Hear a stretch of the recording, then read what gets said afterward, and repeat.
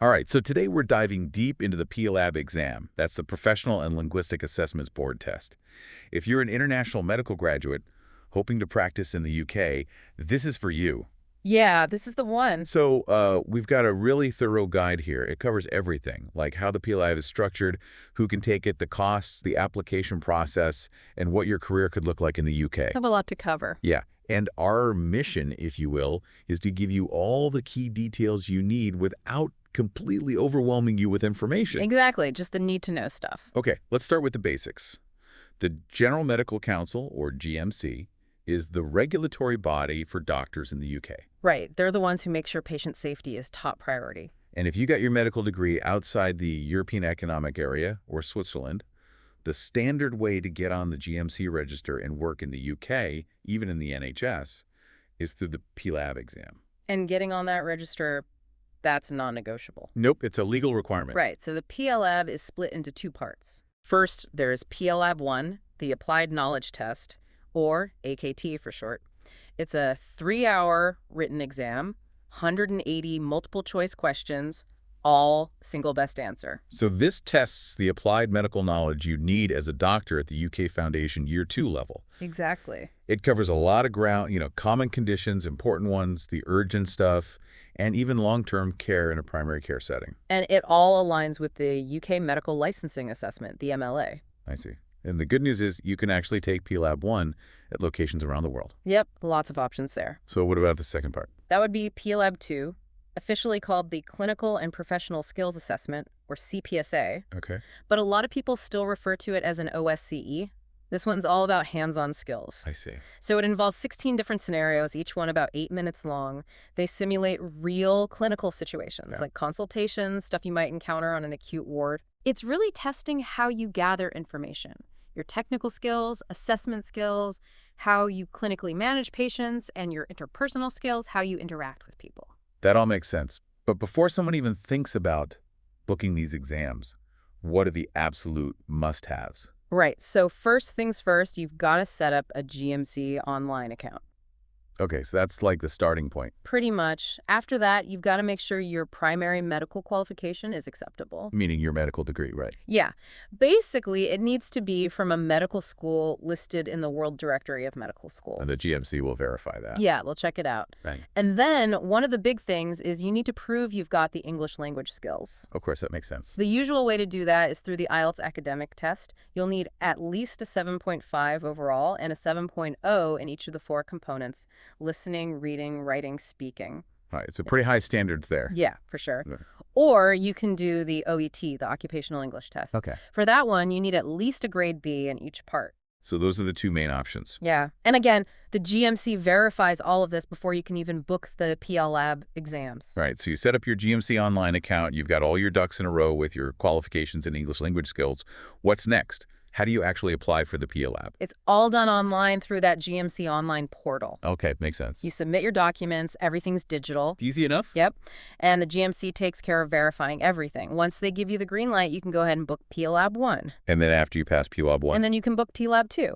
Just remember, PLAB 2 is held in the UK, specifically Manchester. Okay, good to know.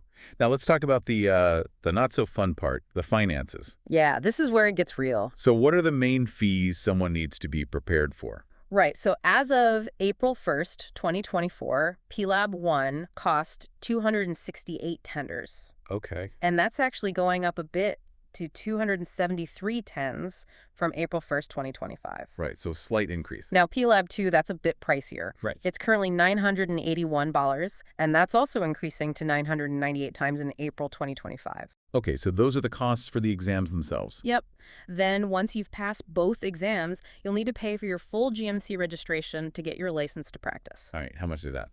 That's $455 as of April 1st, 2024, and that'll go up to $463 in April 2025. So those are the big ones, but there are other expenses to consider, right? Definitely. You've got the fees for the English language tests, IELTS or OET, whichever you choose. Right. Then there's the UK visa application, and you'll have travel and accommodation costs when you come to the UK for PLAB too. Especially if you have to travel to Manchester. Yeah, exactly. Plus any prep courses or materials you use to get ready for the exams. All those can really add up. Yeah, for sure. To give you a rough idea, for someone listening in India, using the April 2025 exchange rates, PLAB 1 could cost somewhere between 30,030 and 30,503. Okay.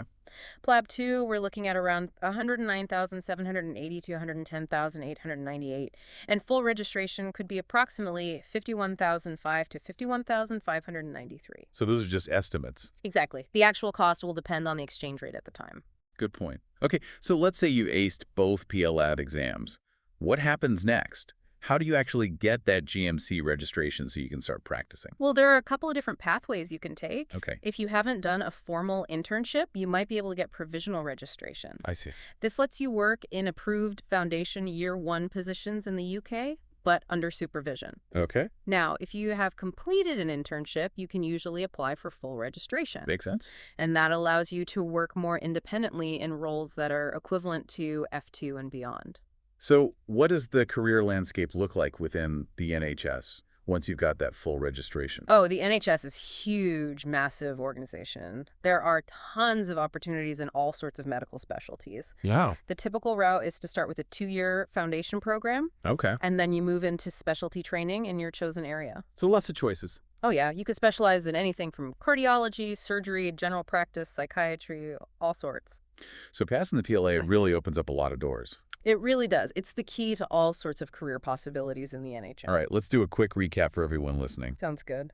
The PLAB exam is a 2-part test that assesses your medical knowledge and your clinical skills. Mm. To be eligible, you need a recognized medical degree, and you have to prove your English language proficiency. Right. The whole application process is online, and there are some hefty fees involved, so you need to budget accordingly. For sure. Once you pass both parts of the PLAB, you can get GMC registration, either provisional or full.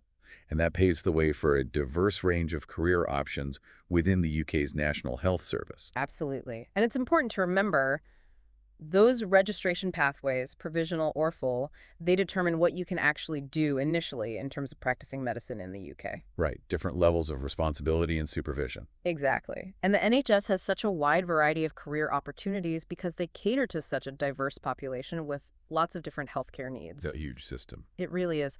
So one last thought for everyone listening. Good. Taking the PLAB exam is a big deal. It's a major step toward practicing medicine in the UK, and it opens up a whole world of opportunities.